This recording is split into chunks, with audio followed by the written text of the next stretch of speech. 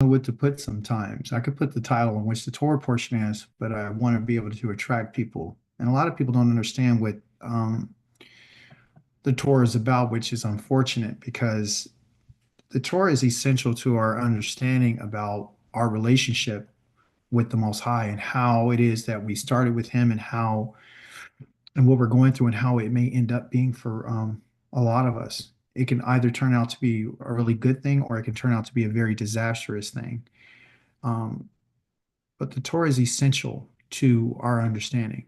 I mean, okay, do this here. Okay, cool. It is recording now, so that's good. All right, eighth day. Hopefully it records. All right, let me share my screen with you all. And right here.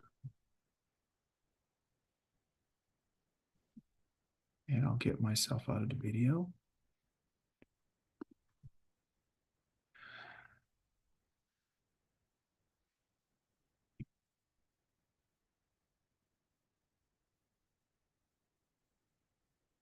Can you see my screen? Yes?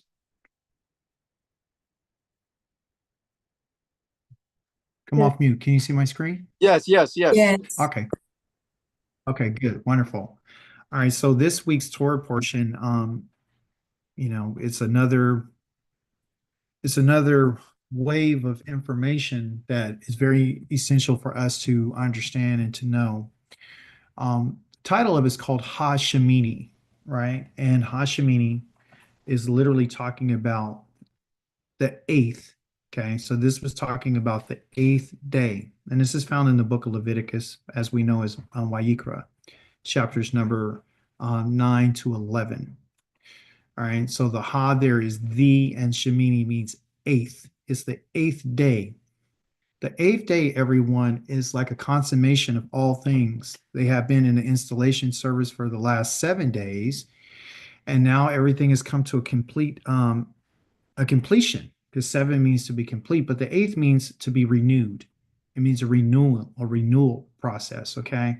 So this day is very significant to the Most High. It's the day in which, the sons of Israel are supposed to make sure that they circumcise their sons on this in particular day.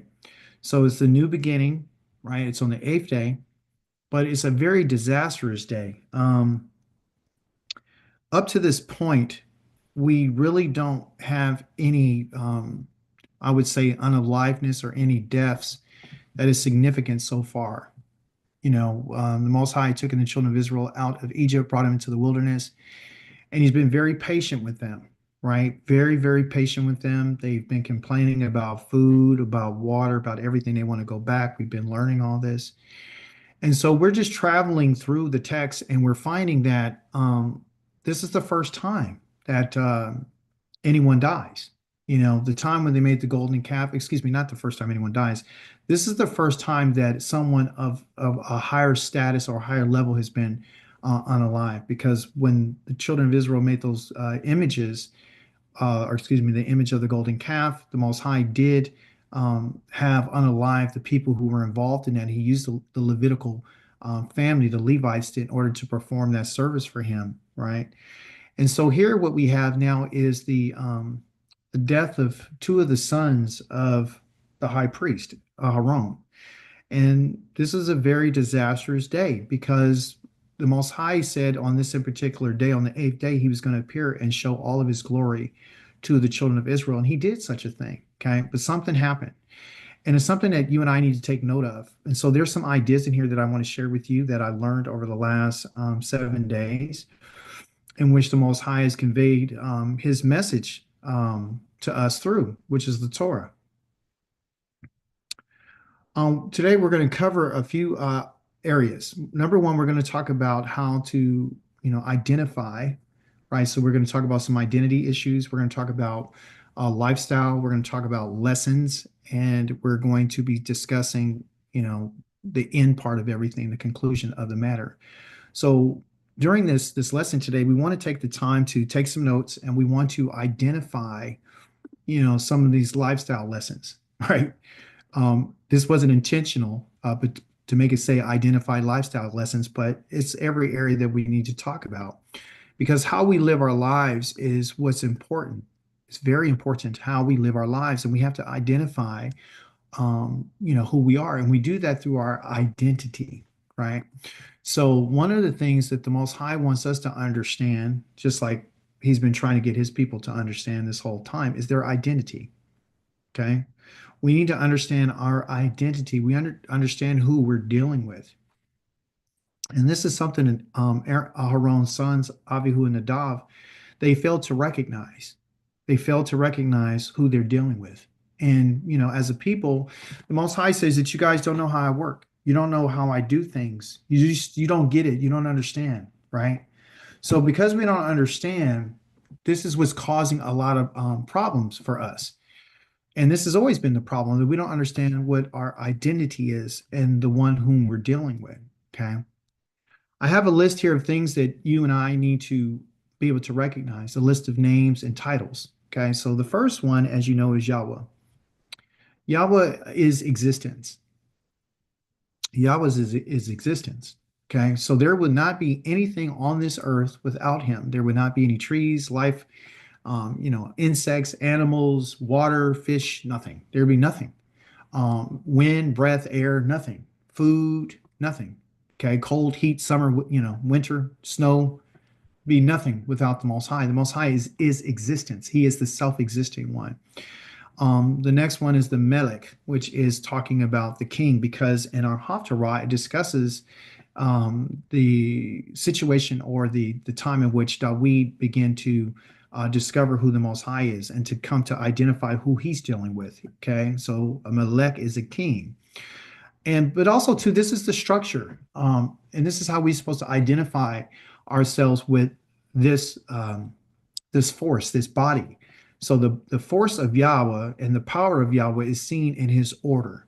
Okay, okay, it's called a seder, but I don't have any Hebrew on it. But a seder means to be put in order. So this is the order. Okay, and after the king, the Melech, comes the Kohen, which is a priest. Okay, so the Kohen is known as a priest. And the priest's job is to be the foundation of the community, while the king's job is to make sure that he delivers messages to the people about what direction the Most High wants to go. And this is the reason why you see in the prophets where the prophets are speaking primarily to the king. He's always talking to the king. He's always talking to the house of David or to the house of Saul. And so they're getting these messages. The Most High wasn't just, talking to individuals like, the singular people, right? He would always use a prophet. He would always use someone to communicate with the children of Israel. Okay. But again, the priest in our Torah portion is the foundation of the community. They're the foundation. It means that they are the seed in which the Most High uses in order to plant. And so if they're the foundation, they have to be firm, just like a foundation is firm. So if the foundation is messed up, then everything that grows above it is going to be messed up. So we've seen this with our people, that the Most High has been talking and sending messages to the kings, to the priests, and to the prophets, and they were crooked and they weren't doing what they needed to do. But in this Torah portion, we're finding out how the Most High says, I need to deal with this priesthood and I need to make it clearer to everyone about who they're dealing with. Okay. The next one that you see under there is called a kohal. Okay. And a kohal is what they would call an assembly. Okay. That's what a kohal is. It's an assembly, it's a congregation of people, which their responsibility is to be respondents to whatever the message has been and whatever has been taught by the priesthood. So this is the order that the Most High has for His kingdom. Okay.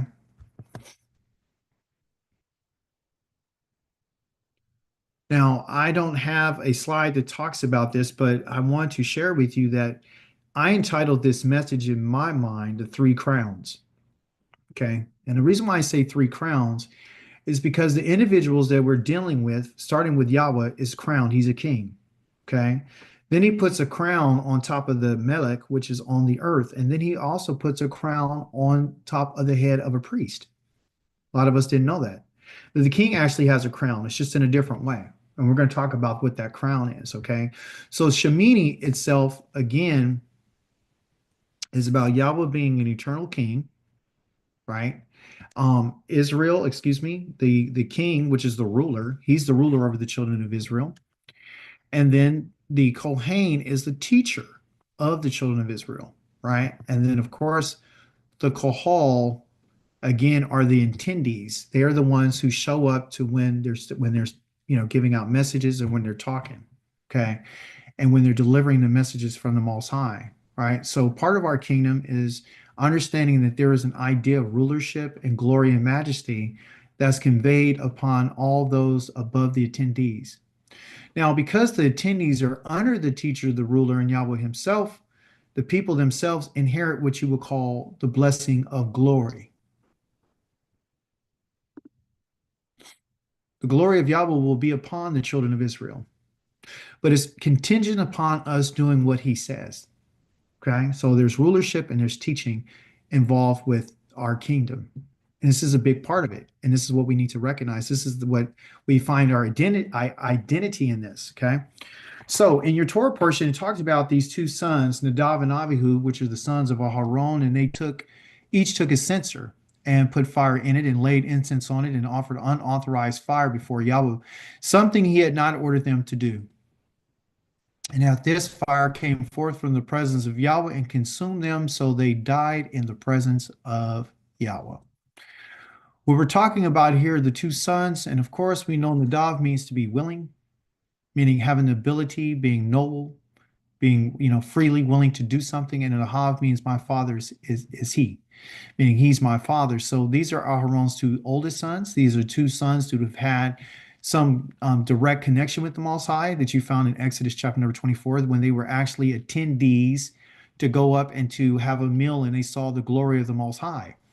They saw the glory of the Most High. They saw his feet walking upon sapphire. So they had some type of experience. So they weren't like brand new to this. Okay. So because of these two older sons, they had a primary role and responsibility to their father and the priesthood.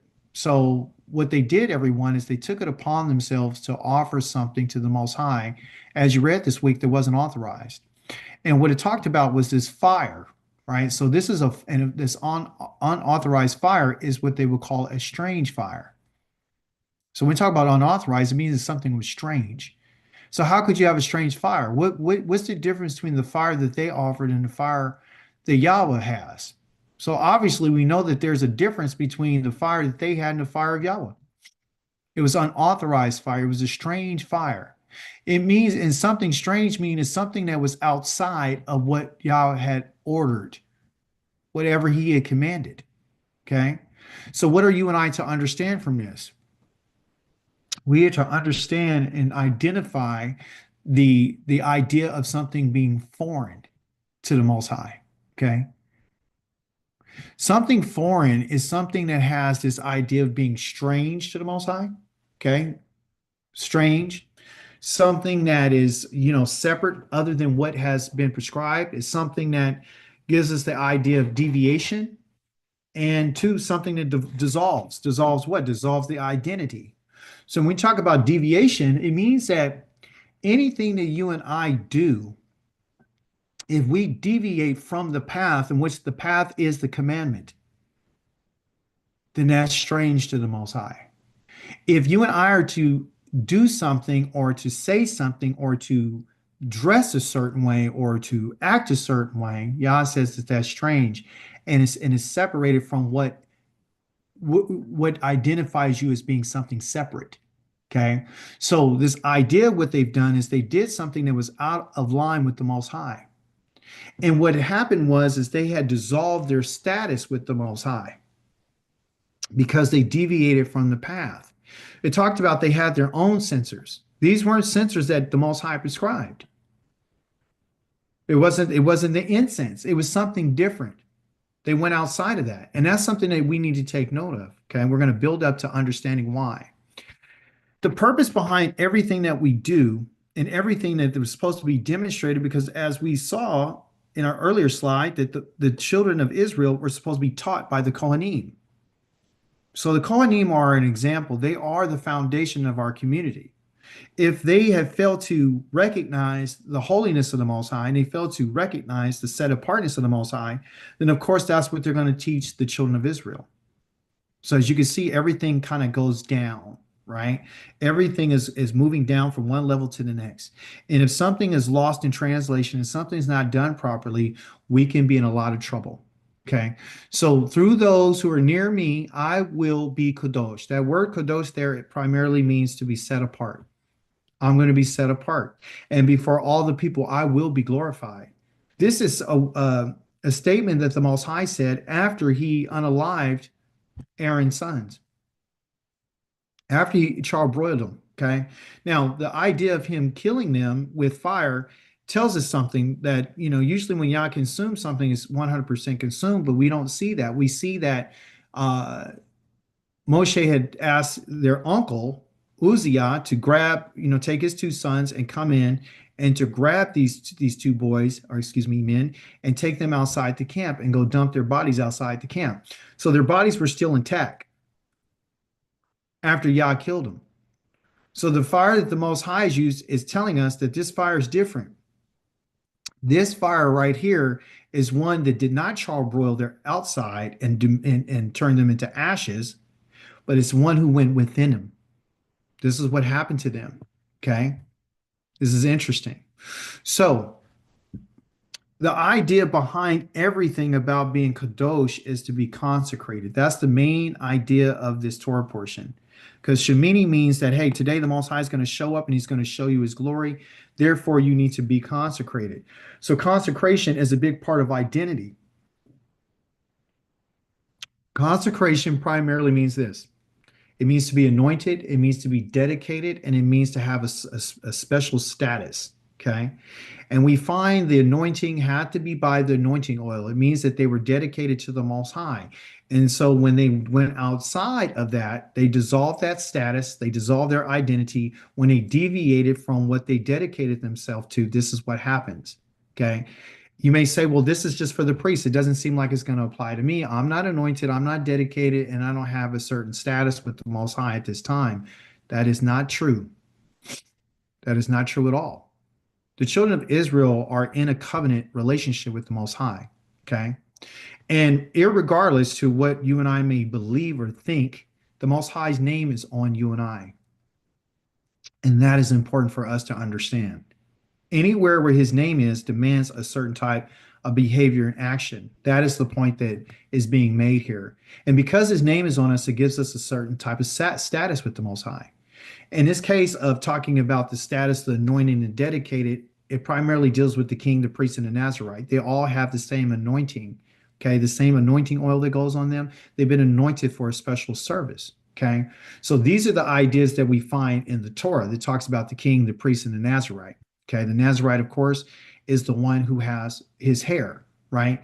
His or her hair, okay? That they say they can't cut for a certain period of time. Okay. The priest actually is anointed and they're anointed and then they get a crown on their head. Okay. The king is anointed and then he puts a crown on their head. Okay. So we see this idea again of three crowns, right? So the king wears a crown, the priest wears a crown, and even the Nazarite has a crown. The moment that one is consecrated to the Most High by not cutting their hair off, it's like them wearing a crown. And it means that you're dedicated to the Most High. And he says, even for the priest and the Nazarite, that hey, when you're in service to me, you cannot drink alcohol, you can't eat grapes. There's certain things that you can't do because you're dedicated. One has dedicated himself to the Most High. Okay, that has to do with consecration. Now, in your Torah portion, you read that it says that Moshe told Aharon and his sons Eleazar and Itamar, "Don't unbind your hair or tear your clothes in mourning so that you won't die, so that Yahweh won't be angry with the entire community." This is a very clean, aesthetic way of the Most High communicating with Moshe to tell Aharon and his sons so they won't die. Okay. Because the custom was, hey, someone died. What you're going to do is you're going to, let your hair down. That's that unbinding. You're going to, become loose. You're going to tear open your clothes. You're going to throw dust on yourselves. And so what he's telling them is, just like we saw in other parts of the Torah, that they're not allowed to do certain things. And that's because they've been consecrated. Okay. I want to deal with this idea of unbinding. Yes. Thank you, Moriah. Praise Yah.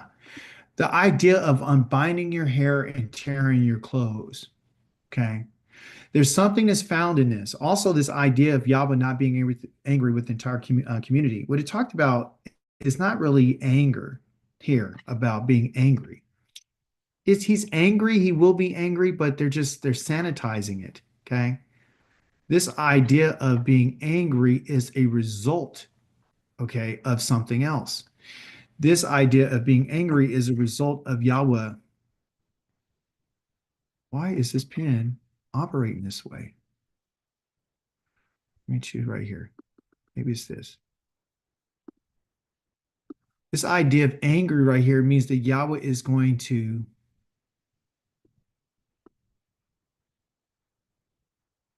write with my fingers, so forgive me. This is the Hebrew understanding. Yahweh's going to snap. That's not just angry. He's saying if you untie or if you loosen yourself, if you become unrestrained, or you become exposed, or you tear the clothes that have the holy anointing oil, or you unbind that crown, you take that crown off your head, Yah's going to snap. And when it talks about snapping, it's talking about breaking forth on the whole entire community. It's not just like, well, he's just going to kill a couple of people. He's going to snap on everybody. Women, men, children, everybody, old, young, male, female, everybody's getting it. Okay. And the reason why they're going to get it is because if they take their crowns off, okay, the crown that's on their head, because remember, it's a crown. They take these crowns off, even the little junior priest. Okay. For me being a little funny, their junior priest, they had the turbans that they had, those were crowns that were anointed. So if you take this off, Yah's going to snap on the whole entire community. Okay. And the reason being is because of the consecration that's due to Yahweh's name. It's associated with him. It means that the Most High has made an error, and now he's not the king who he says he is. He's not the majestic one. He's not the holy one. He's not the one set apart. So what he's done is he's identified this family as saying that you guys are the ones that I chose. And if you don't follow up with this, there's no reason for anybody else to exist. There's no reason for anyone else to continue. So without a priesthood and without any intermediary, okay, going back to what the children of Israel did, I want you to think about when they made that golden calf, okay? When they made that golden calf, the Most High at that moment decided to choose a family that said, I have to have someone who would be a mediator between me and them. Got it? So from here on out, there's only going to be one family that's going to be a mediator for the whole entire congregation. And that is the family of the Levites. More specifically here, the priesthood of Aharon and his family. A lot of people want to do away with the priesthood. Okay. The priesthood is not done away with. The priesthood has been put on ice. Okay. It's been put on hold. Right. But in order for us to be with the Most High and to get in contact with him and to reconcile ourselves, there needs to be a priesthood. This is the reason why the New Testament is always trying to replace the Most High, is because they're coming up with a new priesthood saying, now you're a holy people and you're a royal priesthood. Okay. So what they're trying to do is replace the Most High, replace his priest, replace what he said. And we'll talk a little bit more about that in just a moment. But this idea of them taking their crown off will cost everyone their lives. This is the reason why he's saying, don't do that. That's what's stopping the Most High from breaking on in everyone. Okay. In this process of consecration, we found the idea of correction. Okay. The Torah told us, don't drink any wine or intoxicating liquor, neither you nor your sons with you, when you enter the tent of meeting, so that you will not die. This is to be a permanent regulation through all your generations. Now, to keep everything in its proper context, when we're talking about correction, okay, what we're talking about here is the Most High is making it very, very clear that he's not talking to any of the children of Israel. Okay. He's talking to Aaron. The Most High is correcting Aaron. Okay. The Most High is giving a command to Aaron and his sons. So this commandment is not for you. If you're not in the service, which none of us are, if you're not in the service to the Most High, you're not prohibited from drinking any wine or any other intoxicating liquor. Okay. This is talking about when you're in service to the Most High, when you go into the tent of meeting. The Most High is saying this to Aaron for a variety of reasons. And I want to share with you those reasons for the correction. Okay. And the way he does it is so beautiful. And I think the Most High wants us to see this. The Most High, in his correction, is making a connection. The first part of his way of dealing with us, like he dealt with Aharon, is connecting with him. Okay. He didn't speak to Moshe and told Moshe to tell Aharon, hey, make sure you guys don't drink any alcohol. Right? He's making a connect, right? He's connecting with Aharon on a very personal level. Okay, because he's showing his concern and he's giving him counsel. And within that, you find this idea of compassion. Now, I know that the Most High had killed his sons. You and I have read that. And it seemed like, oh, that was cruel. He shouldn't have done that. They just made a mistake. They made an error. It wasn't on purpose. It wasn't intentional. Look, you and I can have the best intentions in the world. Okay. But if it goes against what the Most High said, then you're going to be killed. That's just what it is. There's no other way to say it. Okay. So, but in this correction that the Most High wants us to see and understand is that he's letting them know, look, hey, your sons, the reason why everyone, they lit that stuff and is because they were celebrating. This was a big part of what happened to them. They had wine, they had intoxicating liquor. Okay. I don't know if you know this, but intoxicating liquor was part of the service of the Most High. It means like when you're supposed to do an offering to the Most High, you're supposed to pour intoxicating liquor. You're supposed to pour wine. There's offerings that require what you would say alcohol, booze. Okay. So what we're getting here is that the sons of Aaron had wine, they're intoxicated, and they're in their celebratory type mood. I mean, they just finished the consecration. It's been 7 days. This is the 8th day. The glory of Yahweh appeared. They're excited. They're ready to celebrate. They're the family the Most High chose. And they're lifted up high. They got the highest status in the land. There is no king except for Yah at that point.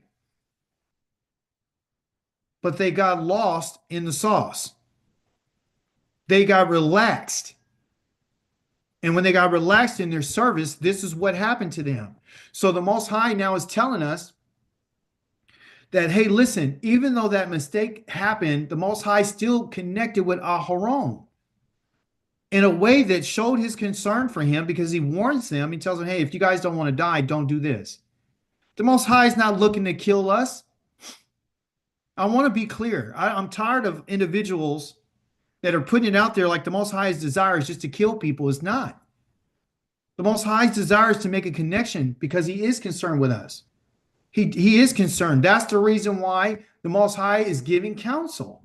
Let me give you some advice. Let me tell you about what's going to happen so you won't get hurt, so you won't die. I don't want you to die. So make sure that you do this.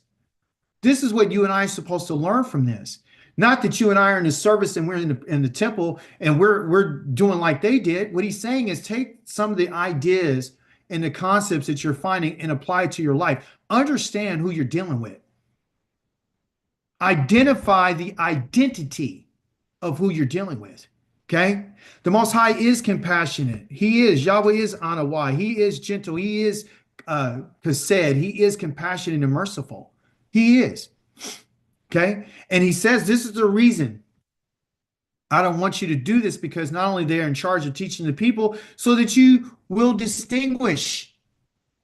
I need you to make a separation. I need you to chop stuff down and understand what's the difference between kadosh and that which is common, and between unclean and the clean. This is from the mouth of the Most High to Aharon.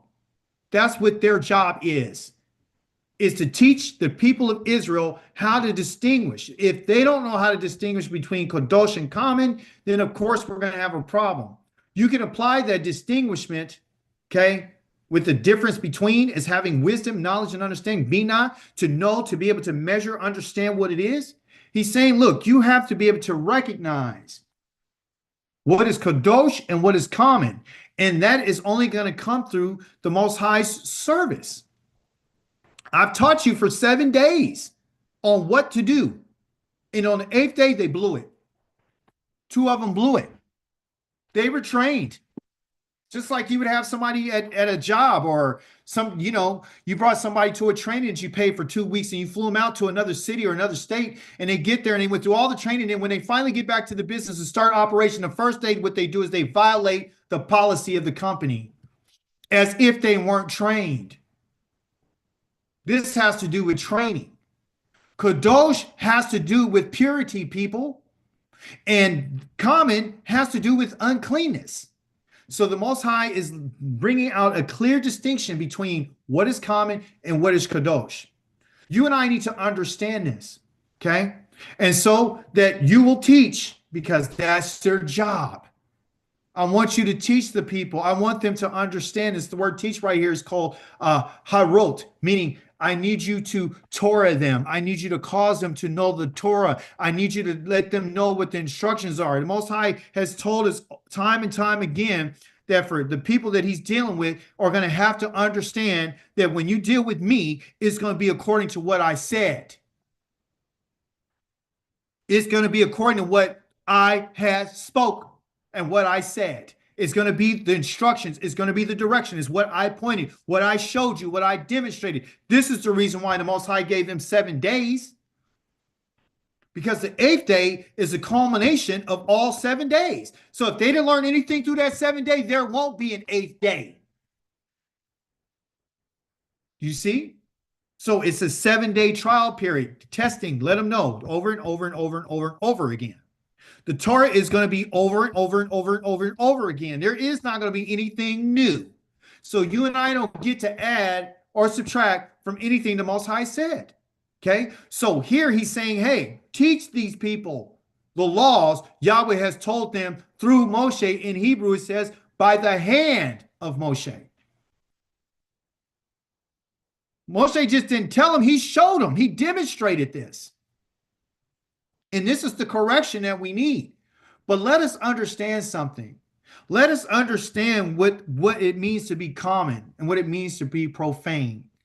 Okay, we need a healthier understanding about what this really truly means. Okay, so when he says to be profane, everyone, it's interesting that he uses this word called kahal. I don't have it in Hebrew right here, but I just want to tell you what it means. Okay. To be profane means to be like sand. And sand is very, very common. This is what the Most High is talking about when he said, hey, know the difference between kadosh and common. Okay? So when we're being common, he says, you're like sand. You're loose. This is the reason why he told him, don't unloosen, don't unbind your hair. Don't loose your hair. As soon as you loose your hair or you tear your clothes, what you did was you became common. And you just said, I was common. That's what you said. When he told him, don't unbind your head, don't take that crown off. As soon as you do that, you made what I am and what I represent common. And because you've done this, I'm going to have to take you out, and I'm going to take out the whole entire congregation because of what you've done.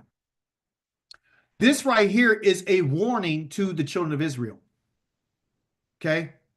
When you and I are to look at and because of sand is little particles, and they're all over the place. You can't even count them. Okay. So they're very common. It's in abundance. So you have a lot of it. So the Most High is letting us know, like, listen, when you're dealing with me, kadosh is not a multitude of things. Kadosh is not loose. Kadosh is restrained. Woo! Kadosh is not common. It's uncommon. You understand? Kadosh is to be purified, and not to be sand, but to be solidified. Is solid. Okay? So don't take what I am and then make me into many. You understand? So don't divide me up and treat me like I'm a man, like, the Trinity in the New Testament. Don't say that I'm like everyone else, like I have to go to the bathroom like you, or I can't see, or I'm crying on a cross. Don't do me like that because I'm not a man. Men are as common as the sand. There's billions of them. And people today have the audacity to be able to say that the Most High is many, and he's not. He's one. Most High is one. So the idea behind Kadosh is different than to be profaned. Okay, so look, I want you to understand this sand idea because it's something that we can relate to, and that's the beauty of the Hebrew language and the culture because it's identified with something physical that you can actually handle with your fingers. You can look at it. You could, if you want to, you could, if you can even taste it if you want to, right? You can scratch your body with it. You can feel it. You can handle it. You can see it. You can even put up to your nose and smell it. I wouldn't say inhale it, but sometimes sand gets in your nose. So here's the thing. He's saying that I'm not like you. Okay? Yahweh didn't set his heart on you or choose you because you numbered more than any other people. On the contrary, you are the fewest of all peoples. Akika, what is this about? Well, going back to your idea about the sand, you're not like the sand. You're not common. You're not. And we don't supposed to be loose. We're supposed to be restrained. We don't supposed to be relaxed. Okay? We don't supposed to be like the multitude. You're different. The Most High didn't choose us because we were like the sand. He chose us because we were like the fewest. Even though he promises to make us into multitudes, his idea is to take something that is nothing and turning into something great. And that's what he's interested in. But you weren't chosen because you were common. You're very few of a people. You understand? So you and I are chosen for a purpose. Okay. We have a purpose of our life, right? Now, he did tell us in the book of Ezekiel, this wasn't part of your Haftarah. It's not part of your Haftarah. Your Haftarah is going to be found in 2 Samuel, as you know. He said, I will kadosh my great name, meaning I'll set my name apart. I'm going to make my name uncommon, okay, to be regarded as kadosh since it has been profaned in the nations. You profaned it, talking about the children of Israel. We have profaned it among the nations. He says, the nations will know that I'm Yahweh, says the Master Yahweh, when before their eyes I'm set apart, meaning kadosh, through you to be regarded as kadosh. Okay. So the idea behind us understanding what Aaron was asked not to do, the Most High is giving us the same understanding. Like, this is what you guys have done. You guys have profaned my name. Now, when his sons profaned the Most High's name, what happened to them?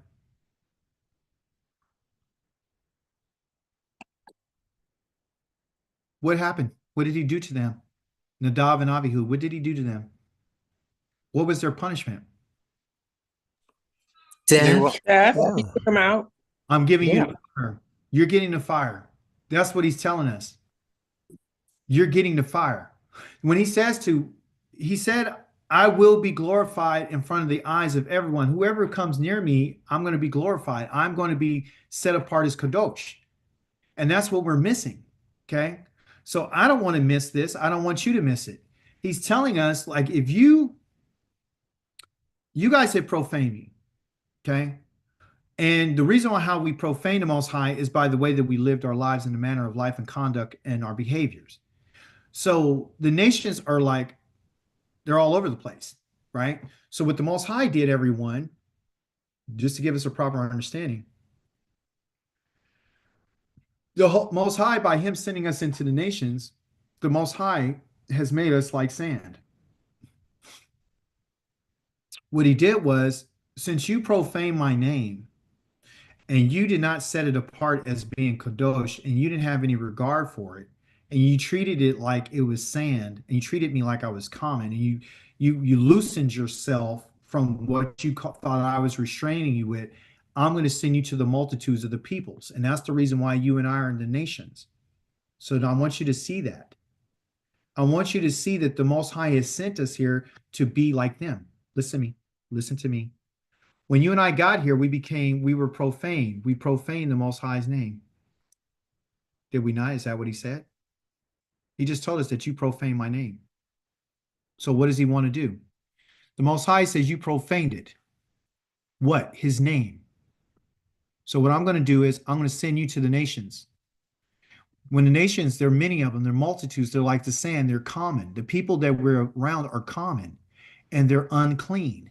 Remember, there's a direct connect between being pure and kadosh and being unclean in the nations.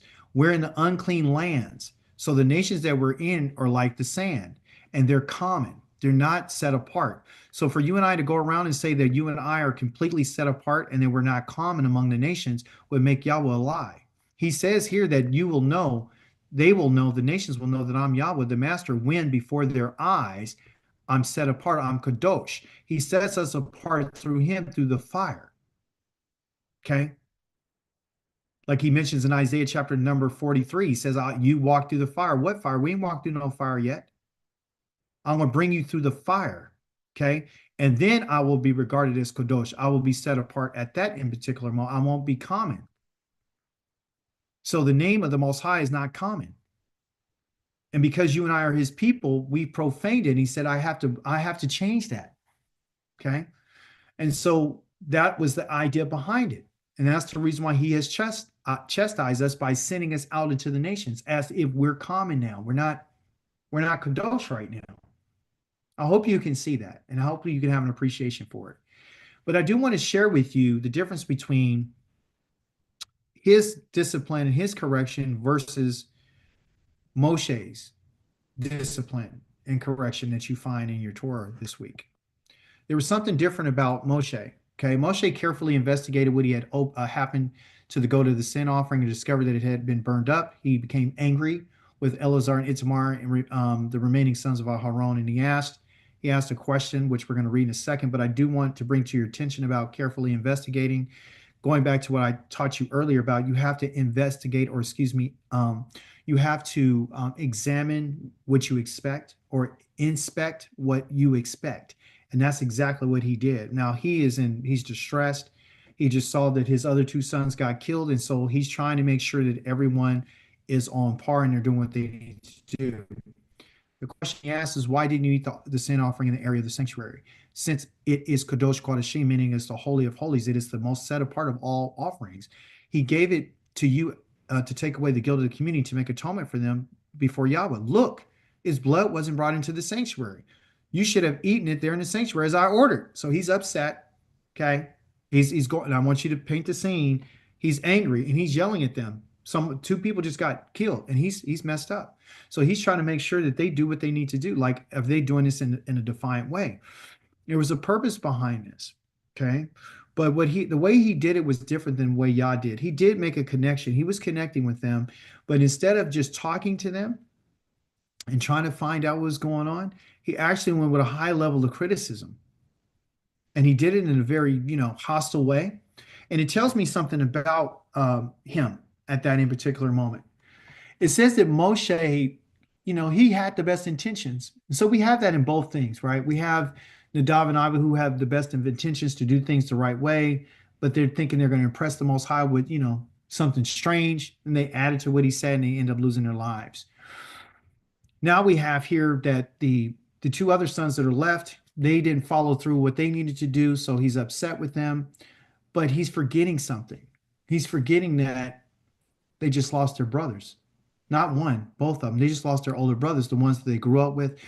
They're grieving for their father. They've been told and instructed, don't loosen your hair. Don't take your crown off, and don't tear. Don't do what you're normally used to doing. This was a shock for them. This was a defining moment in their lives.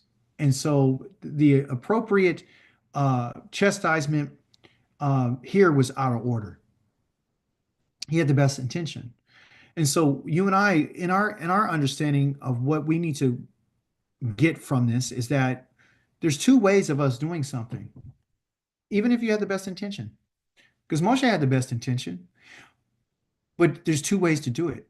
You can either do it the way that Yah did it, which is to still make your connection, okay? But the Most High had compassion, and he had some concern for what would happen afterwards. He wanted to correct it. And I think that's what we need to look at, right? Often we like to put on the hat of criticism, and we like to, get angry with people and tell them what their mistakes and their faults are without addressing, the situation in a way that would cause them where they wouldn't continue to do that. I mean, if they were to respond and, just ate everything, they would have done it in a way that wasn't pleasing to the Most High. And this is something that Aharon brings out in our following slide. But I'm thinking here that when we make a connection, we don't want to be religious in our connection with people. We want to show them that we do understand what you're going through. I'm not talking about sympathize with them and you can actually feel their pain because Moshe didn't have that experience, but he didn't take the time to understand it. So as old as he was, as close as he was to the Most High, you see here there was a lack of good judgment, even though he had the best intentions. So here's another fault that we see with Moshe. At this in particular moment, he lacked empathy. He lacked empathy for them. He lacked empathy for their family. He lacked empathy. I mean, they're his nephews, but he was still about wanting to do Yah's business, and that's perfectly okay. But even so, you and I can't lose sight of having empathy for people to try to understand where they're at, right? Even after they make their mistake, because we want to make sure it doesn't happen again. And you don't do that by being angry. So Aharon answered, a matter of fact, and I don't have it up here, but it shows that he had the same type of energy. So when Moshe started yelling at his other two sons, Aharon met him with that same energy. It wasn't like, yeah, even though I offered the sin offering. He's like, no, even though I offered the sin offering, the burnt offering today, things like this happened to me. It was real, people. He was terrified. He felt as if it was his fault. He said it happened to me. He didn't say his sons. He said it happened to me. He took responsibility for his sons, saying in some type of way, he didn't make it known to them like how serious this was. And he put it on himself. And he says, if I had eaten a sin offering today, would it have pleased Yahweh? And on hearing this, Moshe replied, Moshe was satisfied. He was content. He was Yatav. He was pleased with this because talking about satisfied, he was pleased. It was wholesome to him because he understood at that moment he got something out of it. That was a defining moment for him too. So everybody's learning from the mistakes of individuals. The individuals that make these mistakes, they lost their lives. But their lives were not wasted in vain. And I want you to hear what I'm saying to you today. We should look at this as something not like a Bible story that you read in Sunday school at your church. You need to look at this as if the Most High is giving us an inside view of what happened is very significant about what his expectations are and how they need to be met. We can learn, and we're the beneficiaries of their death because we're learning today that when the Most High says something, you and I are not to add what he said. You're not supposed to go and add nothing. Like they got those censors, that was their censors. It wasn't his. He never instructed them to do that. So anything that he told you and I to do is right there written in the Torah. If you go outside of that and you want to add a commentary or you want to add some more to what he said, that's on your own head. You're going to bear it. Okay. So we're being benefited from this by the lives of what happened to them. And we're being benefited by what happened to Aharon. He took responsibility for it. He felt it as if it was his fault. See, he was close to his sons. That's what it was. Knew them all their lives. They lost their lives because of mistake. Now we're going to talk about lifestyle. Very interesting part of our Torah portion. You and I need to look. When I decided to put this up here today, I said, I got to make sure that we fully come to an agreement today. And I want us not to look at this as a Bible lesson. I don't want you to look at this as just something that you're doing on the Torah. I really want you to listen to the words in which the Most High has said. These are his words. These are his words. These are the first words that he says in Deuteronomy 14. Now, to put it in proper context, Deuteronomy 14, everyone, is literally a twin to Leviticus chapter number 11, which deals with the diet. Okay. So if you want to know anything about the diet and what's clean and unclean, you go to Leviticus chapter number 11, and then Deuteronomy 14 is a twin to it. So he begins to tell you in more detail about that diet in Deuteronomy 14. Okay. You may ask yourself, well, why would he tell us about the diet anyway? I mean, they were in the wilderness. They weren't going around grabbing, hawks and all this kind of stuff. Who knows? I don't know. But he's saying that, these are the things that I don't want you to do. These are Yah's words. Okay.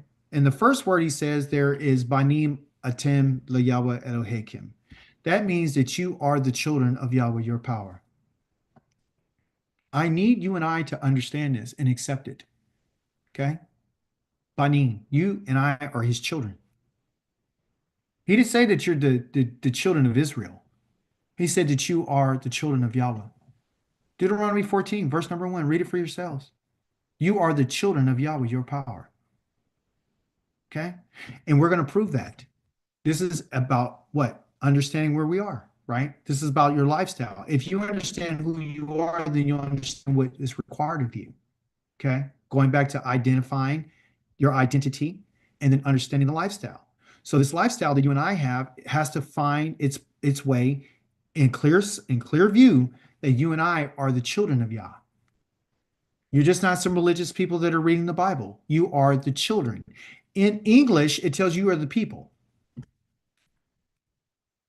which tells you something. The word for people is not banim. It's not the first word that you saw there, banim. It's not. It's am. That's am. It's not banim. So why did Most High didn't say you're the people of the Most High? Why didn't he say you're the people of Yahweh? He said you are the children of Yahweh, your power. Speaking of himself, you are the children of Yahweh. You are not to gash yourselves or shave the hair above your foreheads in mourning for the dead.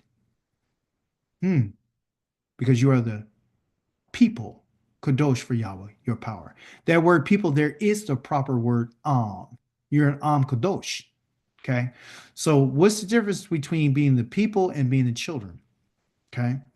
The reason why he mentions children in the first one, which they have their people, is he wants you to know the closeness that you have to him. Okay. You're different, right? And when he talks about the people, he's talking about the physical people that have the physical bodies. Do you understand? You're the physical people. You're male and female. You're old, you're young. You're a little girl, you're a little boy. Those are the people. You have a brand, okay? And your brand is Kadosh for Yahweh, right? But if you see right there, he says, do not gash yourselves or shave your hair above your foreheads in the mourning for the dead.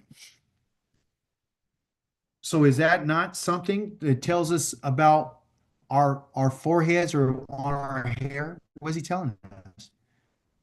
Huh?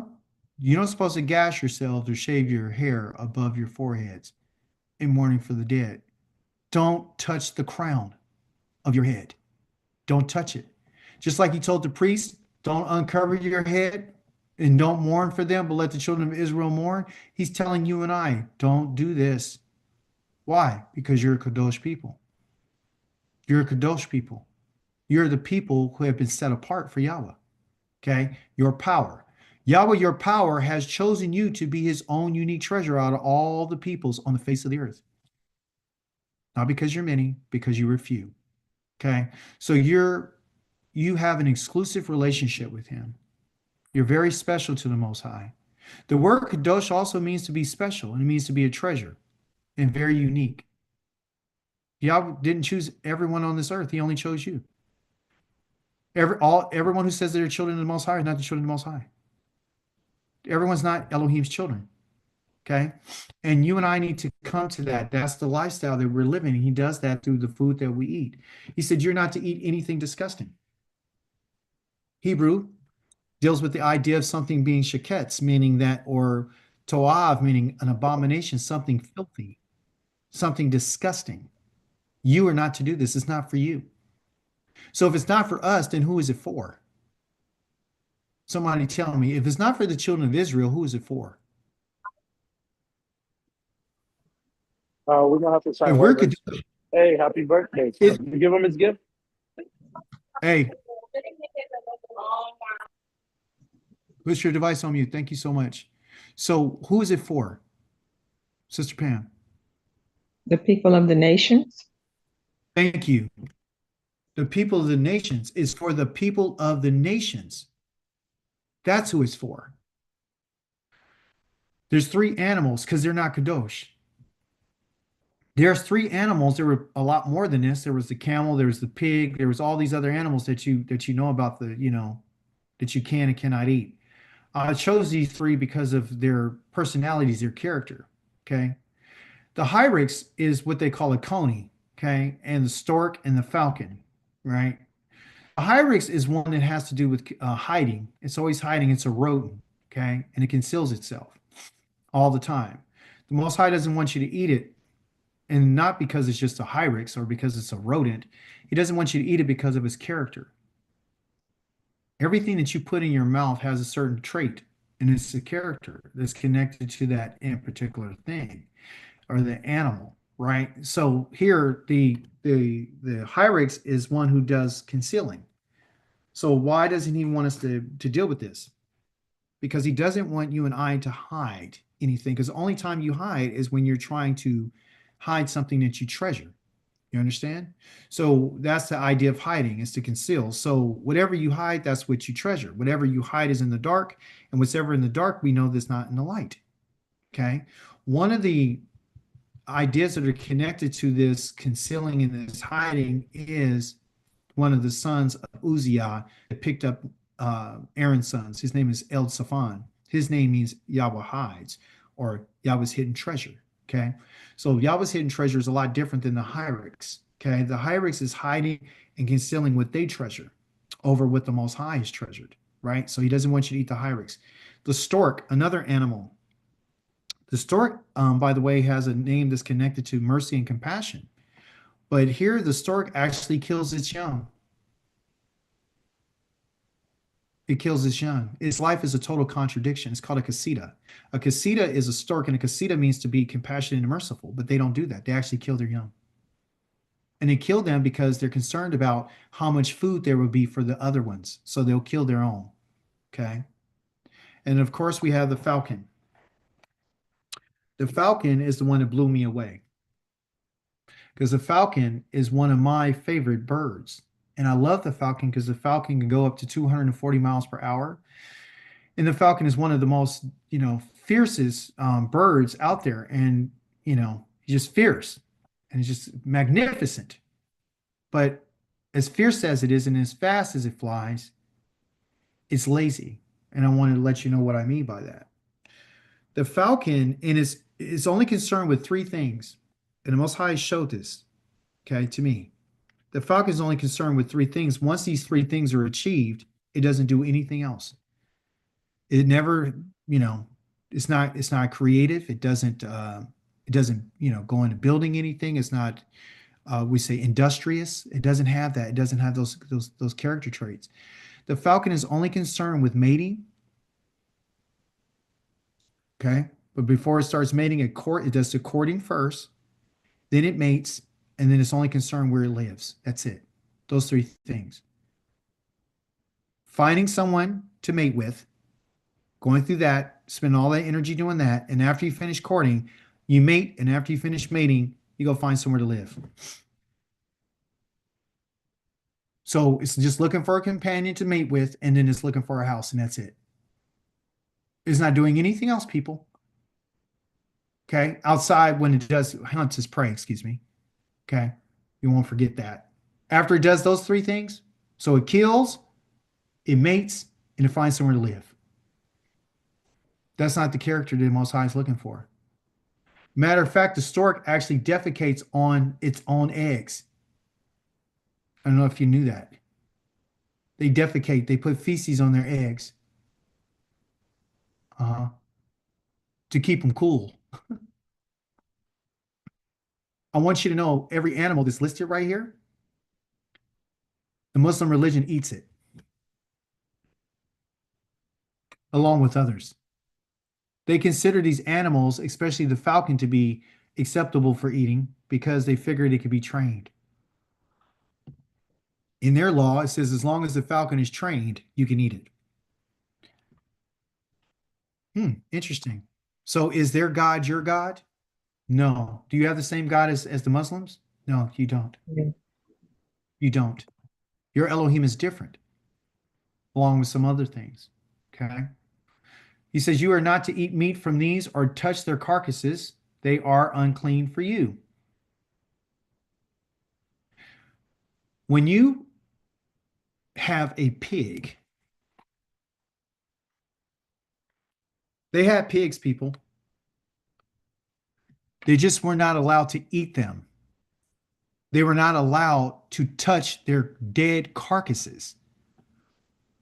If you notice in your Torah, there's certain things he said, if it touches you, he's talking about not when it just touches you, but when you touch it when it's dead, when an insect flew into your vessel and it was made out of earth and it died inside of your vessel, your earthen vessel, you had to break that vessel from an insect that flew in there.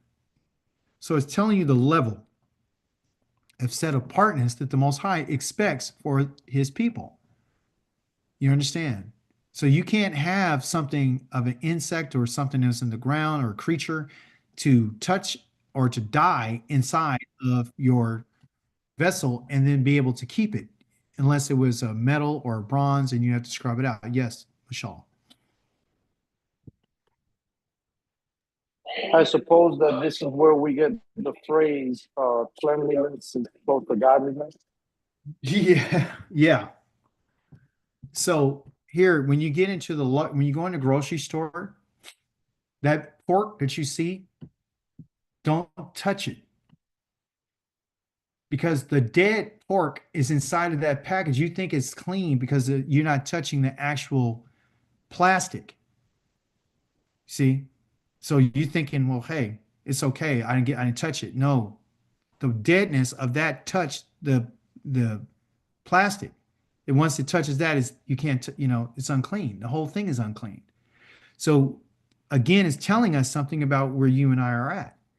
We're in a place of uncleanness. We're in a place of everything is common to everyone. They don't have no set apartness. And being a Christian doesn't help you at all. You're still part of those people. You understand? There are some lessons that need to be learned from our Torah portion. The Hebrew word for lessons have to do with this Hebrew word called shi'ur. And ur is a root that has to deal with light. Okay. So lessons are the light that's supposed to be shed upon something. That's what a shi'ur is. A shi'ur is a light, that light. Okay. So your lessons are your light. It's supposed to bring light to you. So you and I are supposed to learn, and Most High is going to shed some light. And one of the lights that he's shedding on is Dawid. Okay. In your Haftarah in 2 Samuel chapter number 6, you see that Dawid and the whole house of Israel celebrated in the presence of Yahweh, again being in the presence of Yahweh, with all kinds of musical instruments made of cypress wood, including lyres and lutes and tambourines, rattles and cymbals. They were having a party. Okay. They were celebrating. And they were celebrating the Most High. And they were celebrating their relationship with him, just like Nadab and Abihu. They were celebrating too. And look what happened. This is a lesson. Okay. It says, when they arrived at Nakon's threshing floor, the oxen stumbled and Uzziah put out his hand to steady the ark of Elohim. But Yahweh's anger blazed up against Uzzah, and Elohim struck him down on the spot for his offense, so that he died there by the ark of Elohim. You and I are getting a very interesting, sanitized idea about what happened to that man. Okay, some of you may already know what happened to him, but I'm going to share for those who don't.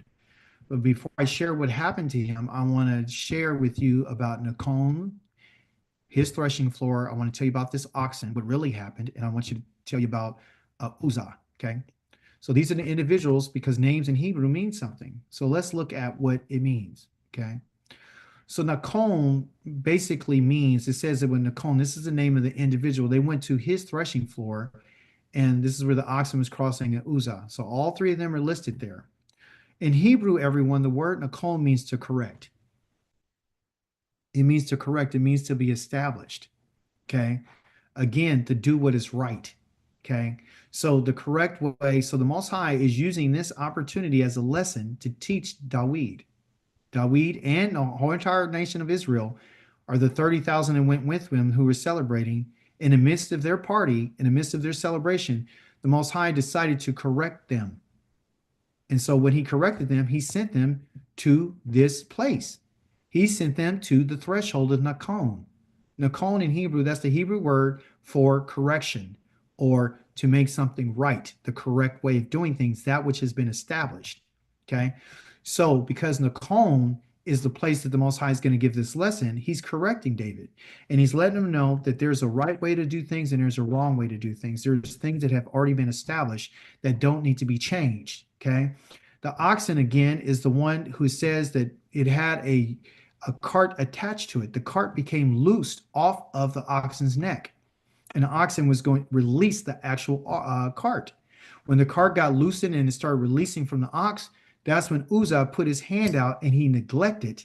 Okay, he was negligent in the fact that he should never put his hand on the ark, and he lost his life. What are we to learn from this? What is the lesson? What is the light that the Most High is bringing? The Most High is telling us there is a right way to do something.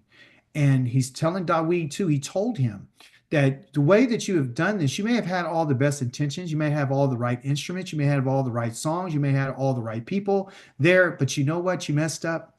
You forgot the established way. You forgot that the only ones who are allowed to touch the Ark of the Covenant is the Levites. That's what you forgot. So Dawid, like Aharon, now is in a situation where he now has to understand that, things are just not going, you're just not moving the way that you want to move. You're just not going through the motions with me.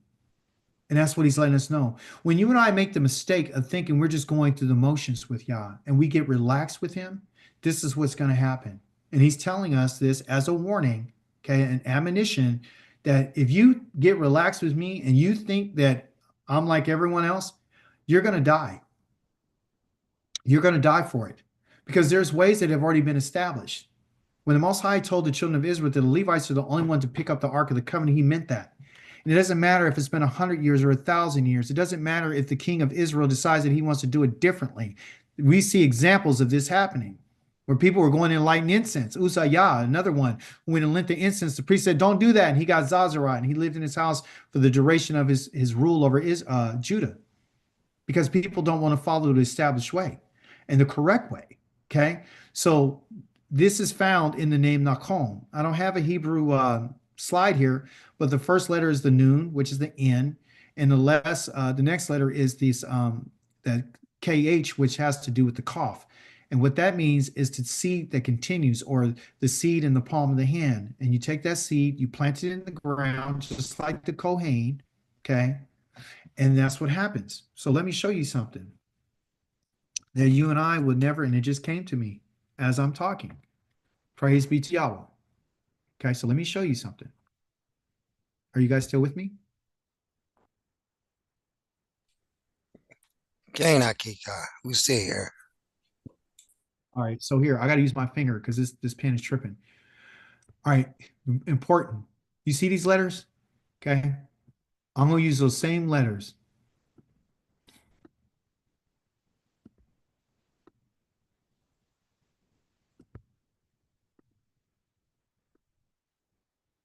Tell me if these letters have anything in common.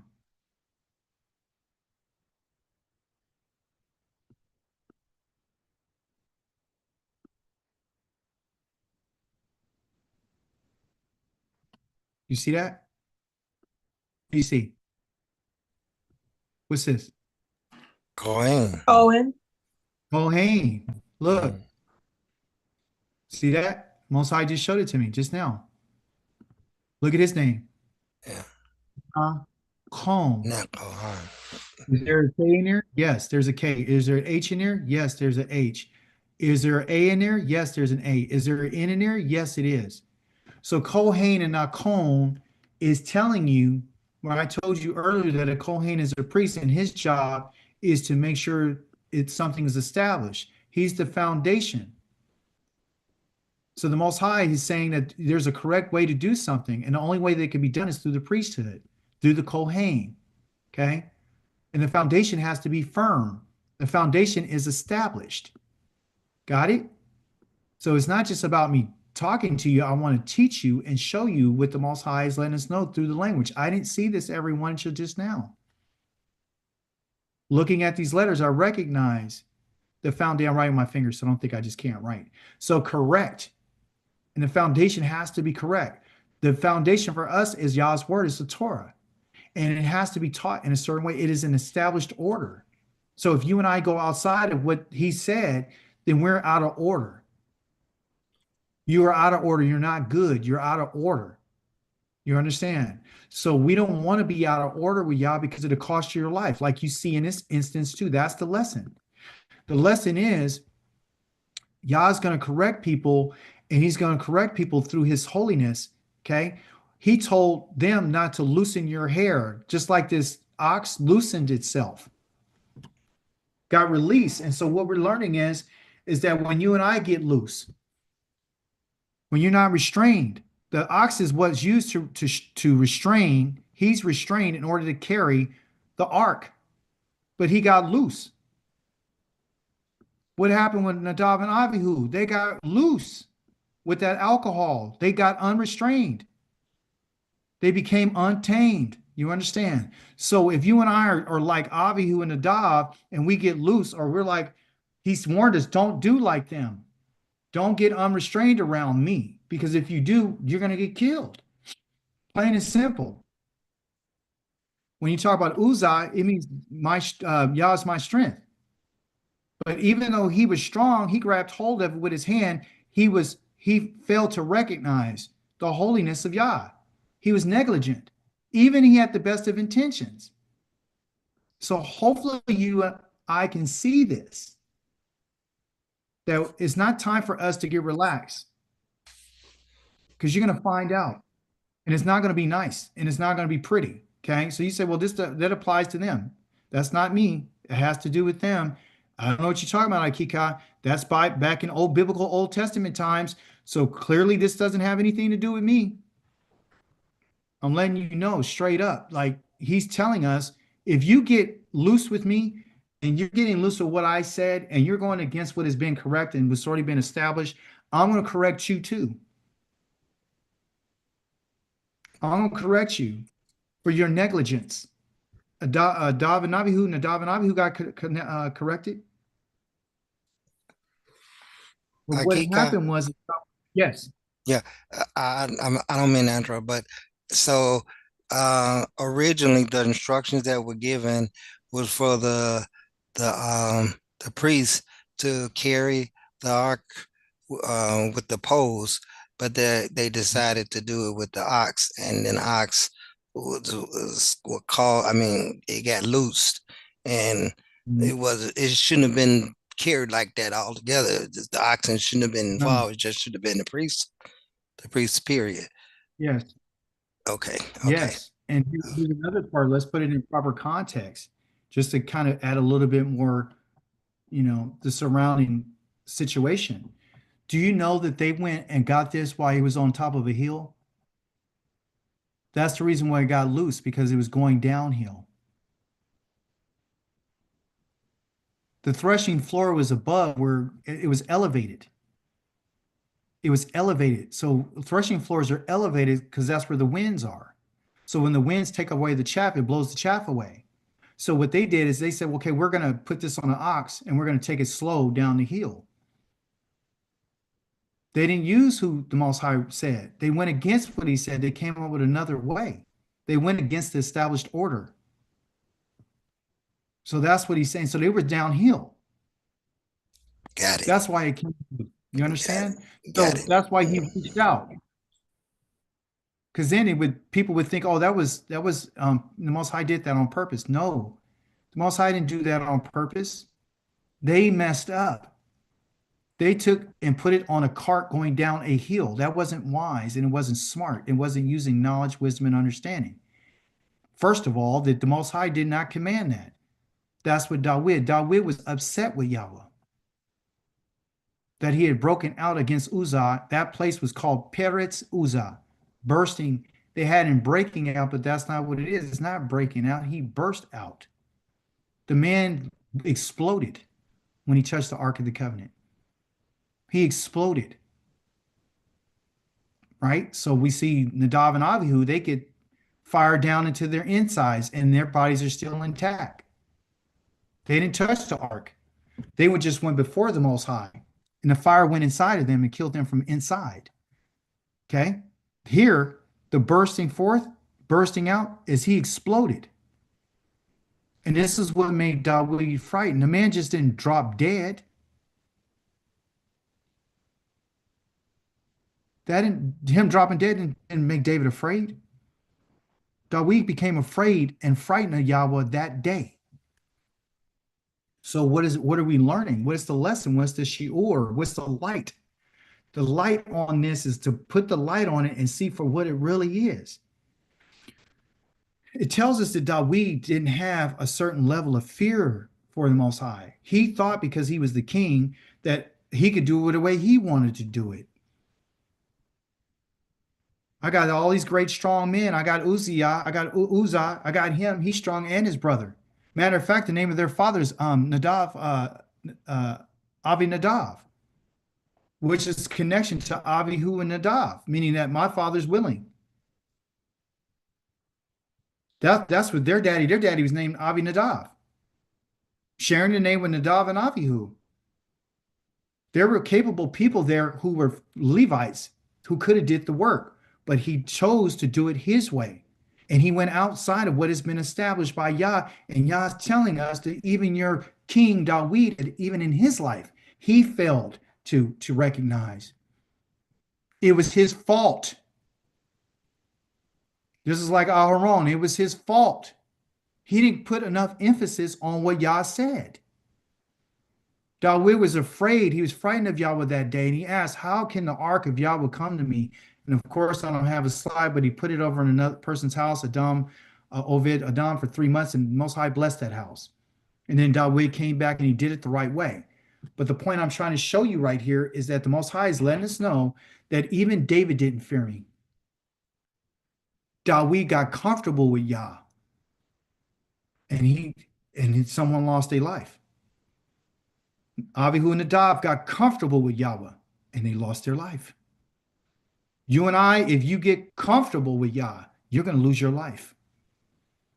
If you and I do not recognize the set apartness of Yahweh, and here, let me be very clear with you, because you would think that this only pertains to when you're in the land. Let me make it clear for those who are listening live too, so you can get it. If Yah told you and I that you're profaning my name, don't you open your mouth to say that you're not. Don't you say that we've achieved a level of kadosh with the Most High. He's telling us the opposite of who I am is where you're at. That's the opposite. If you don't recognize where you're at, you don't recognize how common people are and how the uncleanness of the nations, you still ain't learned who I am. You're still not learning. You're still not learning. You still don't get it. Should we just, what are we supposed to do to Nakika? Can we achieve some level of Kadosh? Well, the Shabbat is Kadosh. You're in it. You're participating in it. Are you Kadosh? No. That's why you need Yahweh's forgiveness. You need his mercy. There would be no reason for Yah to show you mercy if you were obtaining everything he said. If we were accomplishing everything he said, then you and I would not be here. He said, when I see you to the nations, you're going to eat unclean food. So no matter how set apart it is, it's still unclean because you're in an unclean place. The moment that our foot touched here, you're unclean. So these places where you can't go in and sit because, you're going through something, or, you just had a baby and you can't sit here now, or, you can't come in here because of this and this and that and all this, and this is the house of God and all this kind of stuff. This is foolishness, because we're yet to recognize that the Most High is on the highest level possible.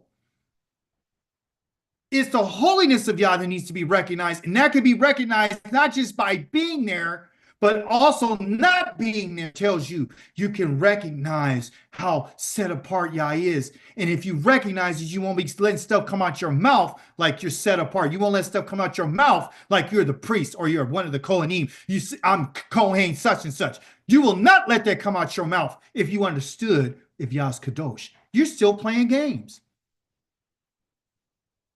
Am I saying that there's not a level that you and I can achieve of our own kadoshness? No. He tells them, hey, wash your clothes and don't sleep with your wife. You guys are kadosh. Sanctify yourselves. That's a whole nother level. The level I'm speaking to is a level of his name. The level I'm speaking to is where his people are located. The level I'm talking about is the people and the food and the animals that he said that he has designated to be clean and unclean.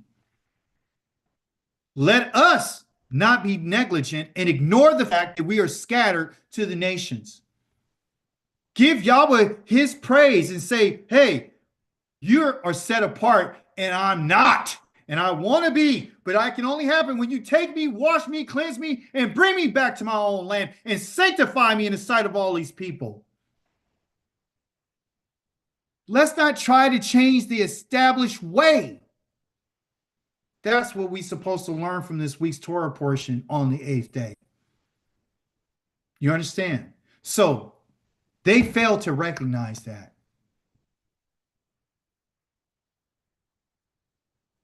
Hakika, what is it? Liber Leviticus. It's Latin. It's Latin. And what it means is the book of Leviticus. Yes, Sister Sharon. You said, let's not try to change the established way. It really made me think about that cart and how Yah has a way. And we are in this captivity world trying to make something work, put something together. That's really, Right. really not his way. No, and it's offensive. It's listen, when he says don't eat that pork, you think he's just talking about pork? He says to you, Lakim, it's not for you. It's not for you. And I'm gonna tie it all up for us so you can understand what I'm saying. All those animals that he told us not to touch have to do with idolatry. I'm sending you to the idolatrous people. Every restaurant you go to, they got pork on the menu. Well, I don't eat pork, so guess what? I'm set apart. Well, as soon as they put the eggs on that grill, that it said that pork touch, that dead meat touch, it's unclean. As soon as the dead pork in the package touch the freezer at the store, it's unclean. All because you and I don't recognize what real Kodesh Kodashim is, set apartness is, doesn't mean that Yah's going to change. There's an established way that the Most High has it. Leviticus is talking about the book of Leviticus. When I was doing my research this week, I was like, where did they come up with this term Leviticus? Where's that from? I see Levi and it's okay, Leviticus. Okay, what is it? It's Latin. Ain't that a trip? It's not even Greek. Well, I thought the Greeks are the one who wrote it. Yeah, but the lads had influence too. They took it and wrote it. Leviticus. It's the book, it's the scroll, but what does it mean? Libor Leviticus means to get rid of, people. Listen what I'm trying to tell you. Liber, L-I-B-E-R means liber or liberation. What they're trying to do is to liberate you from the laws of Yah. The reason why they give it Leviticus is because when he changed the name of it from Vayikra, he called to Leviticus. There was telling those people that read it that you're free from this. It's called Liber Leviticus or Liber Leviticus. Leviticus. Latin, not Hebrew. So the readers who read it, they were saying, this is what we're free from. We're free from those laws. We're free from those laws that you saw in chapter number 11 this week. We're free from the set apartness of Yahweh, and we're free from the purity of Yah. Now, all things are the same, whether they're clean or unclean. We can have whatever we want and do whatever we want because somebody died for us to allow us to do what we want to do. There's no more law about being set apart. There is no more Levitical priesthood. There is no more Aaron and his sons. There is no more inheritance for them. There is no more of this belonging to them. There is no me. Let's be careful how we approach the Most High. That's why they call it Leviticus. Do you understand me? Is to liberate you, Leviticus. And you look at it and you do the research, you will find that they said it means to be free, because what they're doing is they call it a book because it comes from a tree. They're using the bark, the inside of a bark, for parchment. And so when they would take the part of the tree of the bark and make parchment out of it, they would say, okay, we're setting the bark free from the tree. So they call it to be free. And also for writing, for parchment, to write a book. But it means to be set free. That's what it means. So if you look at the word game is liber Leviticus. Set us free and liberate us from what is in Leviticus. You understand? Just so you will know. But this is a problem. And our people, right, who are asleep, who don't want to wake up, who like to stay asleep, who just like to stay dumb, don't want to understand that, guess what? You and I can actually achieve a certain level of honor and respect with the Most High if we would just honor his word. If you and I would just say, you know what, this is what he said, this is what he said, and that's what we're going to stick with. That's it. We can't do this right here, and that's fine. Y'all's not looking for any performance. He said, I'm not coming back because of any good you've done. Y'all's, I told you, he's looking to see who's going to honor his word. If you read it, Deuteronomy says, don't do your offerings anywhere you choose to do them. Do them in the place I said, where I chose. Don't pick up the Ark of the Covenant. Why? Is there the Ark of the Covenant anywhere? No. Why are you sharing the Ark? Oh, it's gone. Leviticus. Oh, the Ark is gone. Don't worry about it. Don't worry about it. It's a Leviticus. It's gone. Don't worry about it. You don't have to worry about the Ark anymore because Christ is our testimony. We got the testimony of the apostles and the disciples. We'll take their word over Yah's word. That's for you. You don't have to die anymore. You get to live forever. You understand? So you don't want to be set free from this. As Israel, you're bound by it. Here's the conclusion. The conclusion is this. You and I need to come to acceptance. I'm your brother. That's why I go by Akika, because I am your brother, and I'm telling you right now. Acceptance is something that you and I have had a problem with. And acceptance is not that we're the children of Israel. That's not the problem. We can accept that. We haven't, what is acceptance of what? We accepted we shouldn't eat pork. We accept that. What are you talking about? We're accepting it. We're reading the Torah every week. What are you talking about? I want you to accept this. This is important. This was in your meditation this week. This is the light. This is the Psalms. This is going to bring light to you, okay, to let you know who you are and who he is. It said he rained down man, which is manna really in Hebrew, on them as food. He gave them grain from heaven. Mortals ate the bread of angels. He provided for them to the full. In the Hebrew, it tells you the first word is called lechem. And lechem has to do with bread. Okay? And it tells you who's devouring that. The bread of. So the bread here is the bread of these individuals, who they have as angels. This is not a word in the Hebrew language. Angel is never mentioned in the Hebrew language. Okay? So check this out. It's not angel. It's not angel, period. Get that out of your vocabulary. Okay? There's different orders of beings that the Most High deals with. The lechem here is dealing with the grain. Okay? Okay? Of who? They call it the bread right here, but the grain has to be in a process of grain. It's grain first. Then he says it becomes bread. Okay? That's how it happens. But who is the bread of? Meaning, who does it belong to? It belongs to these groups right here called the Avirim. Okay? The Avirim. And I'm going to share with you what Avirim means. I just want you to see the first letter right here is the Aleph that deals with strength. Okay? And the next one here is the bet. And of course, the yod, telling you who it is. And then the resh right here. The two letters that I want you to focus on is the B and the R, which is called bar. Bar. In Hebrew, bar means grain. Okay? That's what it means. Okay? Bar means grain.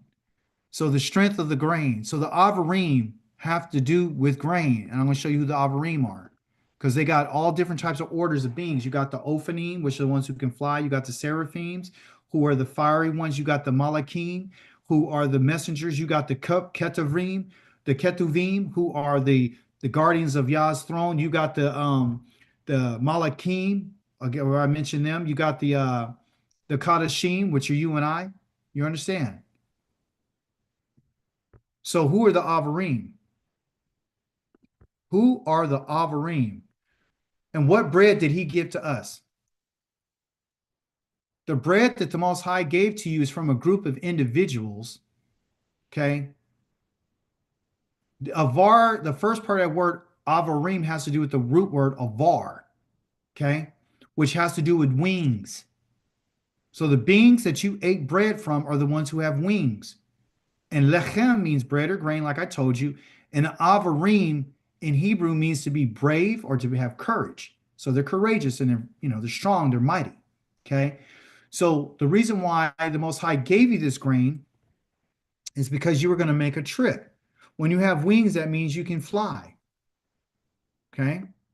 So you're eating grain. They ate grain, divine grain from the ones who have wings. So when you and I were eating grain in the wilderness, the Most High was giving you grain so you can be able to last and make it through the wilderness so you can continue to fly. Because when the birds fly, when they take the avar, like avian, or when they're flying, they need a certain amount of grain to get them to their destination. Okay. So when he talks about giving us grain, what he's feeding us is not regular bread. And why not? Why would he not feed you regular bread? This is called acceptance. My decree is, you are Elohim, sons of the Most High, all of you. Nevertheless, you will die like mortals. Like any prince, you will fall. Okay? The Most High had made a declaration. And the declaration is that you are Elohim. All of you. All of us are Elohim. You understand? He doesn't give it a lowercase Elohim. He tells you right here that you have power, but you're going to die like a mortal. You understand? You are not just mortal. You are an Elohim. You have power. This is the reason why he fed you, right? Lechem from the Avarim. You're on a whole nother level. Who fed you in the desert with manna unknown to your ancestors. All the while humbling and testing you in order to do you good in the end. Why is it unknown to your ancestors? This bread that he fed you in the wilderness, this man, which is the bread of the Avarim, the lechem of the Avarim. Why? Why would he have to give you something to make you courageous? Because you are in a desert. So the Most High is giving you something. Remember, Moshe said, pay attention. Did you not recognize that your shoes never wore out? Your feet never swole? Your clothes never got old? What happened? You were in the presence of the Most High. When he talks about us being his people, and he's talking about I read earlier, he says you are the banim of Yahweh. You are children of the Most High. You're not just children of Jacob. You are children of Yahweh. We need to accept this fact. If he has written it and he said it, you and I need to accept it. And we don't need to change the established order. Just like the commandments have an established order, there's an established order to who you are and what you are. And we're not going to continue to play games with the fact of who we are. Because if we continue to deny this, then you and I are just like everyone else, and we're common. And we're not. We're not common. You are Elohim. Most High fed us with food from the Gavarim, the Avarim, from those who take flight. Abraham, Isaac, and Jacob never had a morsel of manna put into their mouths. Akika, you're going way off. No, I'm not. I'm telling you straight up. He says your fathers didn't know this. Your fathers didn't eat this. They don't have no clue about what I fed you. Why did Yah feed us manna, but he didn't feed them, and they went through the famine? Why he didn't feed them with manna? Why he didn't feed Abraham, Isaac, and Jacob with manna? Because that's their flesh. That's our inheritance from our bodies, from our parents. So what it is, everyone, is that we're dual, okay? Listen to me. You don't need eternal life. You already got it. But you can end up forfeiting your eternal life, okay? He says that you are like Elohim. You are Elohim. You're not like Elohim. You are Elohim. That's past tense. I said that you are Elohim. You're the sons of Elyon. This is the second time he said it. You understand? So if we're his sons and we're his daughters, Banim means children. You are the children. It says sons right there, but Banim or Banim means daughters included. Okay? So because we're these people, you and I have to recognize this. And we have to understand that he has not given us to Abraham, Isaac, and Jacob. So when he says that I didn't give it to your ancestors, he's saying the bread that I fed them, they didn't have what you have. They don't have what you have. Abraham did not have what you have. He didn't. He's your father. He's your biological father. He's your fleshly father. That's where you get your flesh from him and your mother, Sarah. That's where you got it from. That's where you get your looks and your hair and your skin tone and your personality and all this stuff. But your soul is from Yah. It's from Yahweh. That's the secret of the Torah, is that you and I are the children of the Most High.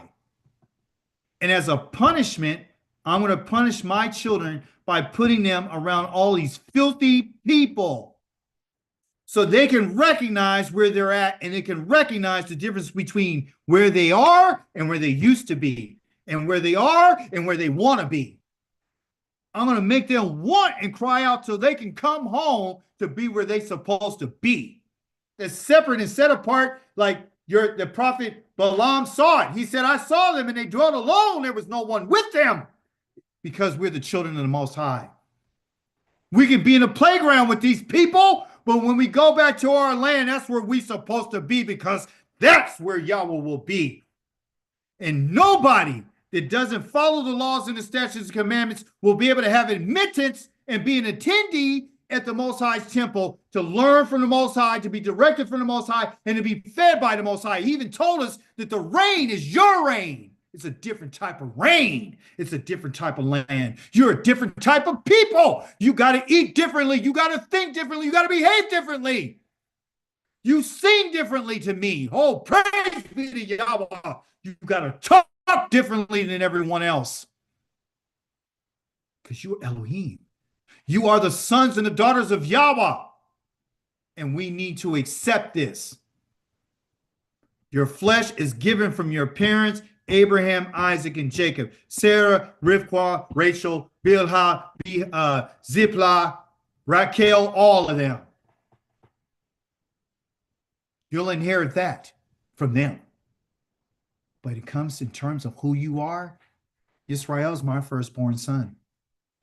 Don't you ever forget it. You and I are Yahweh's children. We're his children, and we need to accept it.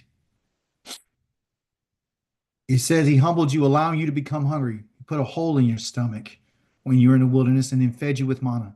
which neither you nor your ancestors have ever known. That's that avarim. That's that grain that came from heaven to make you understand that a person does not live on food alone, but on everything that comes from the mouth of Yahweh. That word right there is not just, hey, it's called Adam, any human being. You understand? So what Yah did with us, he's telling you, yes, food that you have, you're eating every day to survive. That's taking care of your flesh. But if you don't eat the bread that I provided for you, you are going to not make it. I have to give you something to get you through your bad time. And what the Most High has done with us is he granted us the words that came from his mouth in your Torah. That's supposed to help you take flight and supposed to help you fly to your destination like they did when they were in the wilderness. So when you and I read this Torah, when we read these instructions and we stick to what has been established and do not try to add or subtract or put anything upon it or try to alter it any kind of way in anything that he said, then he says, then you're going to make it. Because you are Elohim. So as Elohim, we're going to have to understand something. You have to memorize this week. This is who we are. Anachnu. Anachnu. Anachnu. Anachnu. Habanim. Habanim. Yahweh. Anachnu habanim Yahweh.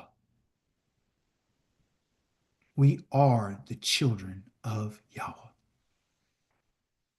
That's who we are, people. You understand? That's different than what we've been taught.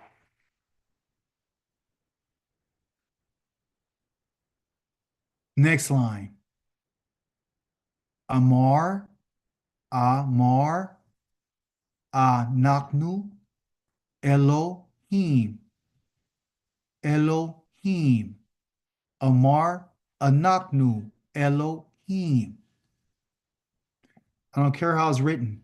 I want you to say it that way. You don't need to know the Hebrew letters on this. Figure it out later. Anachnu ba habaim, habanim, Yahweh, habanim, habanim, Yahweh.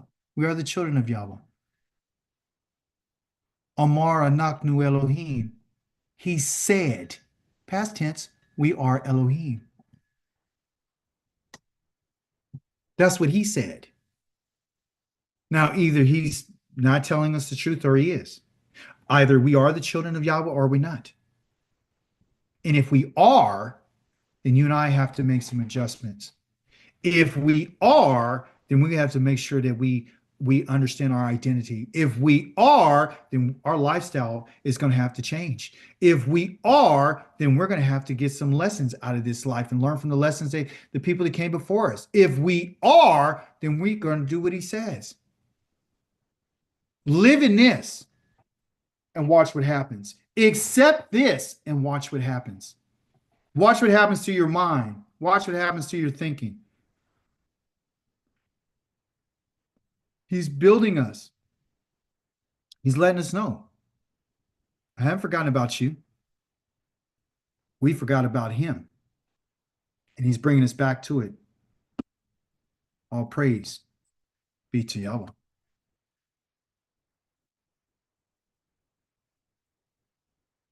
Your Torah for next week, starting on Yom Rishon tomorrow. Machar, which means tomorrow, Leviticus 12:1, all the way to 13:59. Haftarah, 2 Kings, chapter 4, verse number 42, 5 through 19. Verse 19.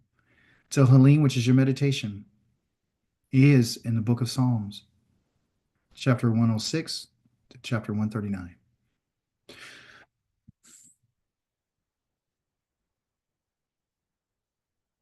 We don't want to get relaxed to the point where we are negligent, where we don't recognize the holiness of the Most High.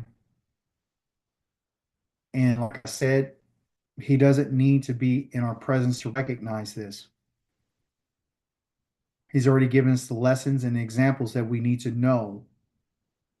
So when he does come, you and I will not make the mistake of thinking that we can go boldly before the throne of grace, like the New Testament teaches you, and end up getting killed. When he shows up, we're going to do what they did, which we're going to fall to the ground, and we're going to have a loud shout of cry out to the Most High, called a Renan. We're going to cry out to him about how wonderful, and we're going to be in awe of him, and we will not dare to approach him. And if he did give any one of us the right, if some of us are Lavoim, then you better approach him in the right way. Otherwise, you'll get exactly what Nadab and Abihu got, or you may end up getting what Uzzah got. Okay, let's be careful. All praise, appreciation, and gratitude goes to our King, Yahweh Sabaoth. That is his name. Hallelujah. All praises to the Most High, man. All praises to him. I do have the cahoots that I do want to do because Rivka spent some time on it. I don't want to disappoint. And I know people look forward to it. I want whoever wants to participate in this. And while I'm doing that, anyone have any questions, contributions, comments, concerns?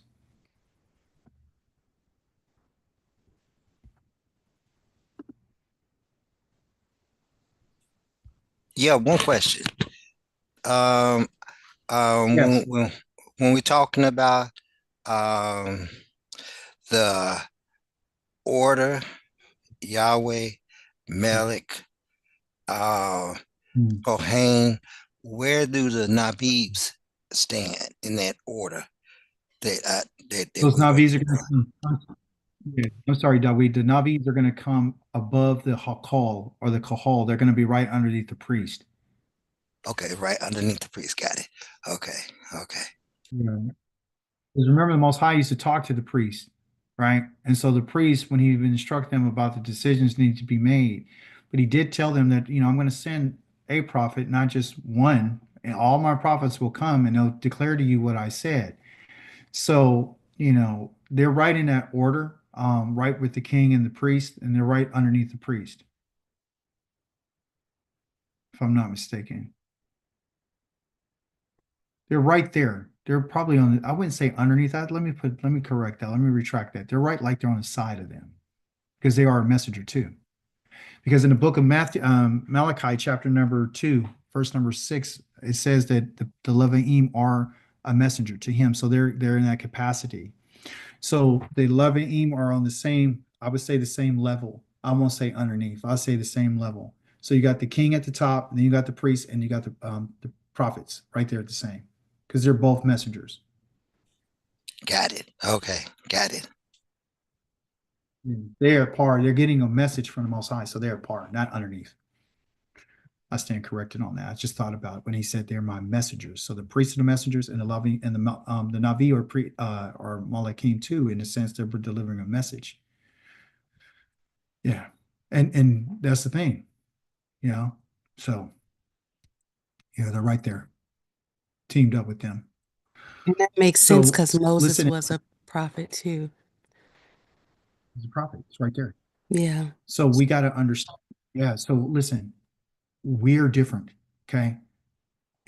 We're different. And he's letting us know that you're my children. That's why he's been very hard. He said, I don't know anybody else. Only know you. So let's don't get the physical. The physical is one thing, which we get Abraham, Isaac, and Jacob, and we get the inheritance of the land. But we're actual spiritual beings. That's who we are. And that's the secret to the Torah, that we don't have to wait for eternal. We can lose living. He says, and if we continue to live, he said, man shall not live on bread alone, but every word. So if you and I continue to digest what he said, you get to live. Just that's how simple it is. He didn't say, you know what I mean? You get to live. You get to live if you go off of what I commanded. The moment that you don't, physically you're gone, and spiritually you'll be cut off. When he said, whoever doesn't do what I'm telling them to do, I'll cut them off from their people. Cutting off from your people means when you're gathered to your people, when they go into the grave, you're gathered. Your soul is, not your body. So if you and I cannot afford to go against the Most High. That's the lesson. Okay. You cannot afford to get relaxed. You cannot afford to do your own thing. You cannot afford to go past what has been established. Those are the boundaries. And you, out of everybody else, should know this. Go ahead, Michelle. So this means that the two sons of Aaron was cut off from their people, huh? Yeah. And because they didn't sanctify the Most High. Take out the Christian mindset that they just died.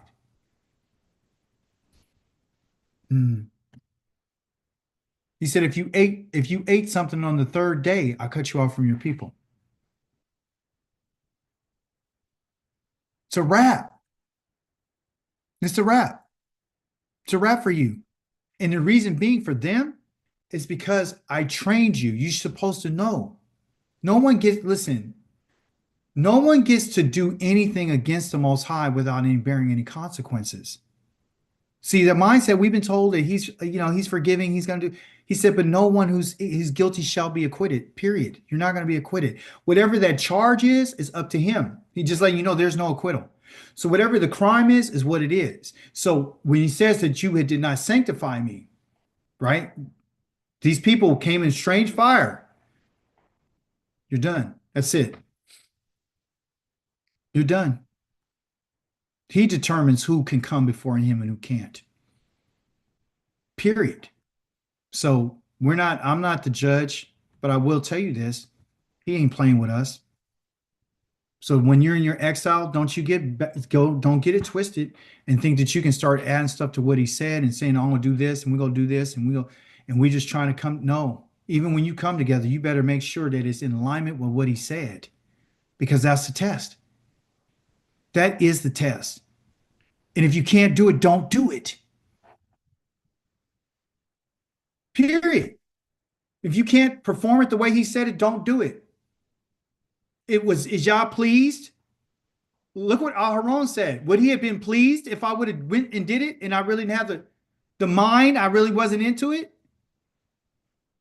He's letting us know, he's putting us up on game too. You can't approach Yah without the right type of mentality. If it ain't in me to do it, then why would I do it? In his context. So for us, we're in a whole nother set of circumstances. We're in exile. So while you're in exile, don't try to be ultra creative and create something he didn't say. Well, I made a mistake. I had a good intention. That still is not going to get us set free. Let me tell you something. The stuff that I'm saying, I can go all day long. Uzzah could have said all day, I'm sorry, I didn't mean to touch it. He could have said all day long, but he still got killed. Doesn't matter. You're done. Go ahead. So the intention only counts towards the things that he instructed us to do, not anything outside of what he instructed us to do. It doesn't matter what intent you have. Yes. And even if your attention is with what he said and it still didn't turn out right, you still paying. He's not letting anyone go. That's what we've been lied to. That's the deception. You guys think you go get set free. He said, you're not going to get set free. You're not going, no one's getting away with nothing. Nobody. And we're not being taught the fear of Yah. We want to read it as a Bible story. Well, he killed him and he burst him and he just blew up in front of him and that's it. Let's move on. We're in exile. No, you better not do anything that he did. Well, I don't have the ark. I don't have to worry about the no. If I said something, you turn around and said I didn't say it, or you said I said something I didn't say, I'm holding you to that. Yeah, he's going to forgive. No. If he said you're not going to forgive, I'm not forgiving. If I said I'm going to judge you, I'm going to judge you. If I said that this is going to happen, this is what it is. If I said this is what it is. Let's stop trying to change the established order. That's what got us into the situation we're in right now. We weren't listening to what he said. That's the problem. He's telling it there's very specific instructions. The diet is very specific. By the way, want to let you know something right now. if the sons of Israel and the daughters of Israel, like anyone else, why does he tell you, even in your diet, you got an animal that died of itself, you can go give that to somebody else, but not you? Why is he making a distinction there? Because you're different. They can eat it. You can't eat it. Why? Because you're better. Listen, you're different. That's not for you. This is for you. You understand? You're in a That's what he said. covenant. "Lachem." This is to you. So there's rules for them and there's rules for you. This is what I said for you. This is what you can't do. This is what the priest can do. This is what they can't do. I don't know if you know this, but the priest couldn't marry a woman outside of their own tribe. I hope you understand that. Yeah, Can't do it. the Levites were the Levite priests were the only ones They're the that only could one. not You cannot marry. do it. You cannot. They said you can't marry, and you can't marry anybody that's not a virgin for the high priest. You can't marry a widow. You can't. You can only marry her if her husband was what? If he was a priest. If she divorced, can't marry her. Do you understand? Why? Why? Because Yah said, I've set you apart. You come close to me. I've given you an inside relationship with me. I'll let you draw near to me. So we've been downplaying this and we've been saying that everybody's the same, and no, they're not. We're all one happy family. No, we're not. No, we're not. Does that to make anybody feel bad? No, it's what he said. So wherever our lot is, that's where our lot. He said, when you go to that land, this is your land. This is where you at. I don't want you overneath these people's land. This is what I gave you. Stay right here. We don't like that. We don't like being told what to do. We don't like boundaries. And that's the problem. So let's correct that. Most High is correcting us. He's letting you know, look, this is what happened. Don't do this. Okay? Don't do it. It's not gonna be helpful. It's not gonna be beneficial to you.